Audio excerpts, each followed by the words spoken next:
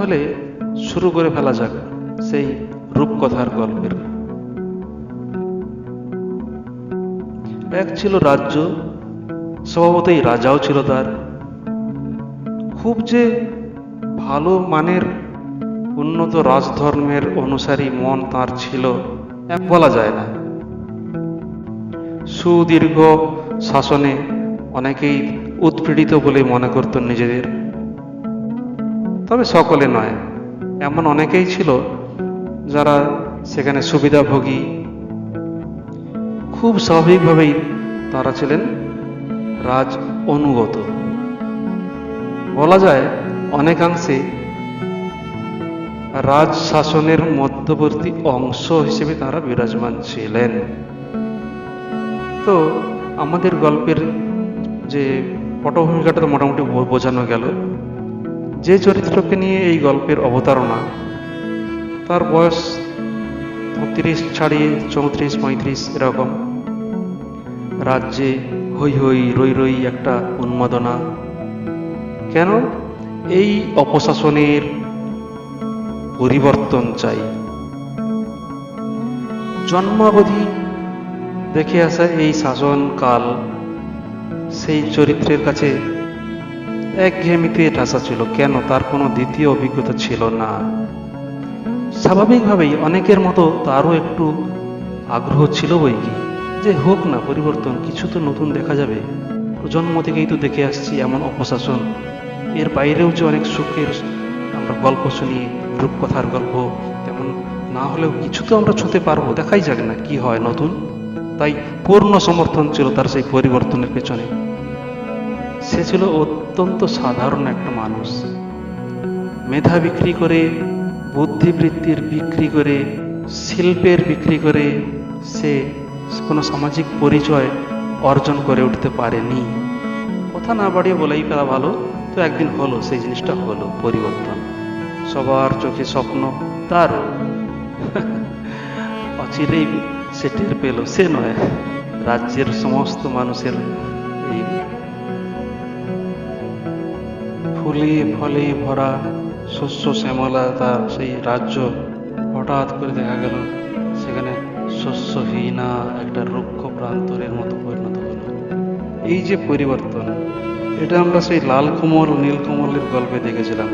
যখন নীলকমলের মা, লালকমল মানে যে যিনি প্রধান রানী, তার জায়গায় স্থলাভিষিক্ত করেন নিজেকে এবং এবং রাজাকে, রাজার মানসিকতাকে সম্পূর্ণ গ্রাস করে নিয়ে তিনি সেখানে তিনি বলব সেই ক্রূর রানী, সেই রাক্ষসী পিশাচিনী সেখানে তার তার কুপ্রভাব বিস্তার করে রাজ্যের উপর কালো ছায়া ফেলছিল।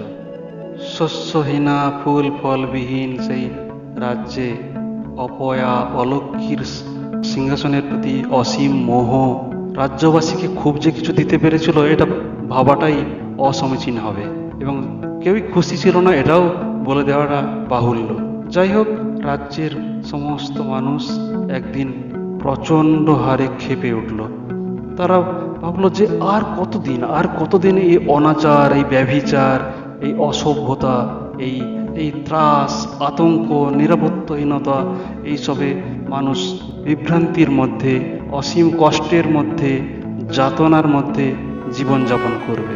বাড়ির স্ত্রী শিশু কারো প্রকৃত যে নিরাপত্তা তার অভাব বোধ হতে শুরু করলো। রাক্ষসী রানী ঘোড়াশালের ঘোড়া, গরুর গোয়াল থেকে গরু, হাতিশালের হাতি সব একে একে ভক্ষণ করতে লাগলো গোপনে। কখনো বা যথেষ্টই প্রকাশ্যে। কখন সেটা? যখন তার মধ্যে যে আত্মবিশ্বাস এলো, হ্যাঁ, যে আমার মধ্যে একটা সেই শক্তি জেগেছে যার সাহায্যে আমি ধরাকে সরাজ্ঞান করার জায়গায় পৌঁছে গেছি। সে কৌশল নিল। কি কৌশল? কৌশল নিল এই যে কিছু কিছু মানুষকে, এবং অবশ্যই তারা যারা একটু অপসংস্কৃতি এবং সংস্কৃতির মধ্যে তফাৎটা সেভাবে বোঝে না, অথবা বুঝলেও ভেতরে যাদের মধ্যে একটা আকর্ষণ রয়ে গেছে যে এই যেন তেন প্রকারে নিজের সুখ স্বাচ্ছন্দ্য, বাচ্চাকে দুধে ভাতে রেখে যাওয়া, এইসব আর কি।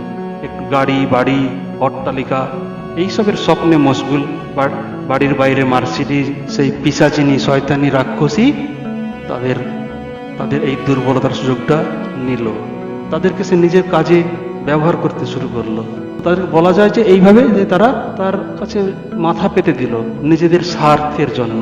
হ্যাঁ, এটা ঠিক, রাজ্যের জনগণের অভাব ছিল, দৈন্যতা ছিল, কিন্তু এর আগে তাদের মধ্যে যে নৈতিক একটা অবস্থান ছিল, সেই নৈতিক অবস্থান আর তাদের মধ্যে অবশিষ্ট রইল না।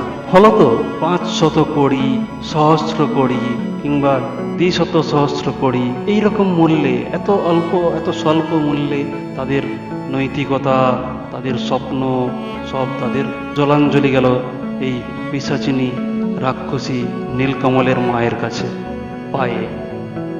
নীলকমলের মা ঘোড়া, হাতি, গরু সব একে একে শেষ করে শুরু করলো মনুষ্য ভক্ষণের কাজটা। এইবার শুরু হলো প্রকৃত আতঙ্কের সূচনা। সে কি আতঙ্ক! নীলকমলকে আমরা যেমন করে গল্পে জানি, এ নীলকমল তেমন নয়, এ তো মায়ের থেকেও আরো এগিয়ে।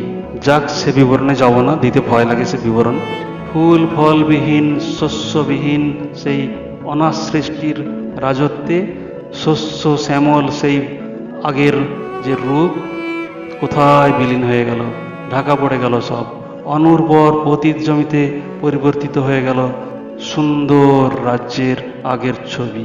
প্রত্যেক রাজ্যেই বুদ্ধিবৃত্তির, মেধাবৃত্তির কিছু মানুষ থাকেন, এখানেও ছিলেন।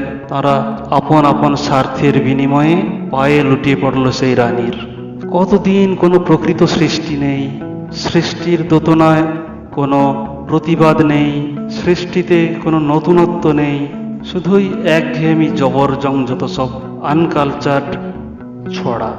ভাবলেও কষ্ট হবে যে কতদিন তারা সৃষ্টি ছাড়া হয়ে শুধুমাত্র ওই কিছু কড়ির মূল্যে নিজেদের বিক্রি করে দিয়ে বসে রইল তারা সিংহাসনের পদপ্রান্তে। আহা, যেন কি মধু! পিশাচিনীর মনে বড় সাধ। রাজ্যের সব থেকে যিনি বড় মহান, সেই কবি, সাহিত্যিক, রাষ্ট্রবিজ্ঞানী, এমন কোনো জায়গা নেই, এমন কোনো ক্ষেত্র নেই যেখানে তার কোনো অবদান নেই।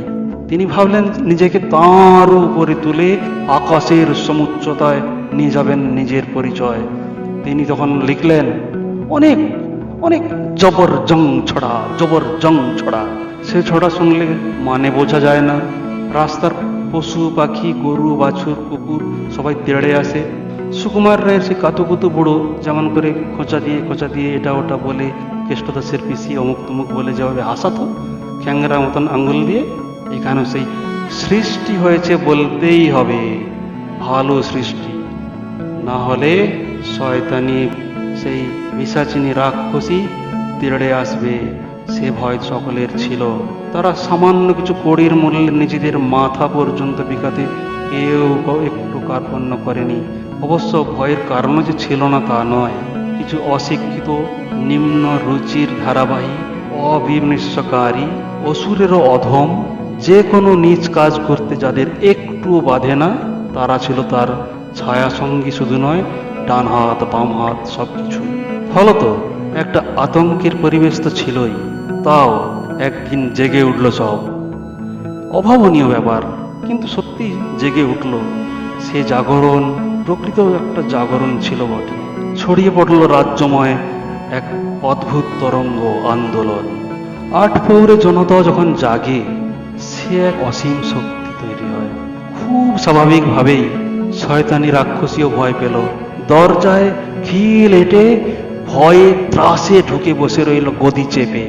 ও আচ্ছা, গদি বললে বুঝতে একটু অসুবিধা হবে, সিংহাসনে চেপে। রাজত্বের গল্প তো, তার যত ব্যভিচারী, পেটোয়া ও কিছু কড়ির মূল্যে বিকিয়ে যাওয়া সুবিধাভোগী, নিকৃষ্ট মানের মানব সম্বোধনেরও অযোগ্য সৈন্যগণ দেওয়াল তুলল সিংহাসনের চারদিকে, প্রাসাদের চারদিকে। সে দেওয়াল ভেদ করে যাবে সাধ্যকার? সারাদিন চেষ্টা চলল। উঠতে গেলেই প্রস্তরখণ্ড, এটা ওটা, ছাই পাঁশ, নানান অত্যাচারের সামগ্রী এসে পড়তে লাগলো সেই জনতার উপর। তবু তারা পিছু হটেনি। তারা চেয়েছিল এগিয়ে যেতে। ইতিমধ্যে ঘনিয়ে এলো অন্ধকার। নীলকমলের লোক ঘোষণা করে দিল, ক্রুদ্ধ জনতা পরাভূত হয়েছে শয়তানি রাক্ষসীর কাছে। তাহলে এ গল্পের উপসংহার কি? উপসংহার টানার সময় এখনো আসেনি। গল্পের যে রয়ে গেছে আরো বাকি। শেষ কথাটা বলবো, দেরি আছে আরো।